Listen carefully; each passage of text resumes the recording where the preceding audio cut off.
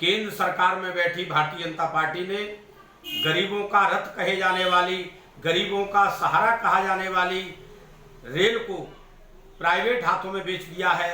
समान अधिकार पार्टी इसका पूरी तरह से विरोध करती है, क्योंकि भारतीय रेल गरीबों का, दलितों का, असहायों का, मजदूरों का, पिछड़े वर्ग के लोगों का, आदिवासियों का एक रथ हुआ करता है। ये रथ उनको कम पैसे में अपने मंजिल तक पहुंचाने का काम करता चला आया है।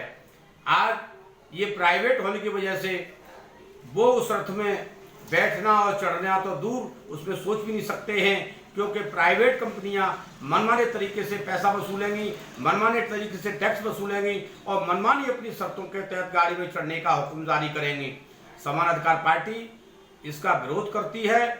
और दूसरी बात कि जब प्राइवेट कंपनियां इनको अपने हाथों में लेकर चलाएंगी तो उसमें गरीबों को, दलितों को, आदिवासियों को, पिछड़ा वर्गों को जो आरक्षण की व्यवस्था दी गई है, इनको नौकरी मिलती थी, वो समाप्त हो जाएंगी, इनको वो मौका नहीं मिलेगा।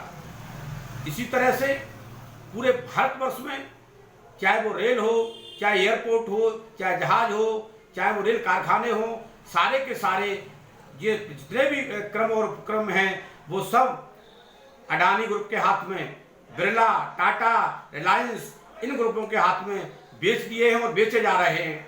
ये स्थिति बहुत भयावह स्थिति है। आज जो पार्टियां इन गरीब दलितों का, मजदूरों का और पिछड़े वर्ग के लोगों का, आदिवासियों का वोट लेके जो सत्ता में आती हैं जगह जगह, वो आज मुंह खोलने को तैयार नहीं है। समान अधिकार पार्टी चुप नहीं रहेगी और इस अत्याचार का खिलाफ सड़कों पर उतर के हम पूरे देश में आंदोलन करेंगे। इसलिए समय रहते हुए भारत के प्रधानमंत्री माननीय मोदी जी से मेरा ये आग्रह है, मेरा ये निवेदन है कि गरीबों की तरफ देखें, असहाय मजदूर की तरफ देखें, दलितों की तरफ देखें, आदिवासी जंगलों में रह रहे हैं उनकी तरफ देखें और इस जो प्राइवेट करते जा रहे हैं इनको तुरंत रोकें। भारतीय रेल को सरकारी रेल रहने दें, गरीबों का रथ रहने दें, ताकि गरीब लोग जो उसमें बैठ के सवारी कर सकें, अपनी जगह तक जा सकें। इसलिए समान अधिकार पार्टी इसका पूरी तरह विरोध करती है और पूरे देश में हम इसके खिलाफ आंदोलन करेंगे। अगर अभी समय रहते हुए भारत सरकार इस पर विचार करती है तो ठीक है, अन्यथा समान अधिकार पार्टी बहुत बड़े स्तर पर इसका विरोध करेगी, हम ये कहना चाहते हैं।